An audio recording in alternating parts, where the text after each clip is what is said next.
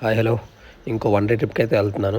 నేనైతే గద్వాల్ వెళ్తున్నాను. ఇదైతే Kacheguda super fast express. Early morning 6కి వెళ్తుంది, 9కి గద్వాల్లో అయితే దించుతుంది.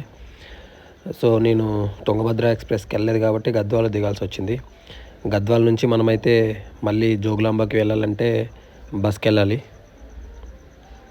మనకైతే అలంపూర్ ఎక్స్ రోడ్ దగ్గర అయితే బస్ అయితే డ్రాప్ చేస్తుంది. అక్కడ నుంచి అయితే ఆటోలో జోగులాంబకి అయితే వెళ్ళాలి. ఆటో వాడైతే 30 రూపీస్ ఛార్జ్ చేస్తాడు. సో అక్కడ నుంచి టెంపుల్ అయితే అంత రష్ ఏం లేదు. టెంపుల్ అయితే ఖాళీగా ఉంది మొత్తం. సో నార్మల్ ఉంది.